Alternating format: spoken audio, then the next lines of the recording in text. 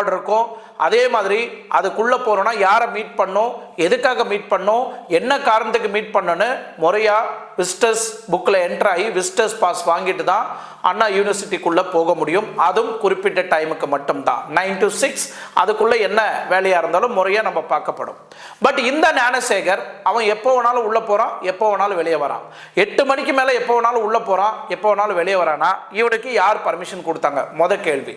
ரெண்டாவது, ஞானசேகர் மேல கிட்டத்தட்ட 16 கேஸ் இருக்குது. 16 கேஸ் ஆல்ரெடி இதே மாதிரி பிளாக்மெயில் பண்ணி நிறைய பெண்களை வந்து சீரழிச்சிருக்கிறான் இந்த சொரிநாய். இவனுக்கு எப்படி இந்த அளவுக்கு அண்ணா யூனிவர்சிட்டிக்குள்ள போறதுக்கு பர்மிஷன் கிடைச்சது? கேள்வி நம்பர் 1. இந்த கேள்விக்கு இன்னொரு இடத்துல பதில் என்னன்னா, அவங்களோட அந்த ஞானசேகரோட மனைவி வந்து நேரடியாவோ மறைமுகமாவோ அந்த அண்ணா யூனிவர்சிட்டியில வந்து வேலை செய்யறாங்க. ஸோ அப்படியே வேலை செஞ்சாலும் இவருக்கு யார் பர்மிஷன் கொடுத்தாங்க அதுக்குள்ள போறதுக்கு? இல்ல, அவங்க மனைவி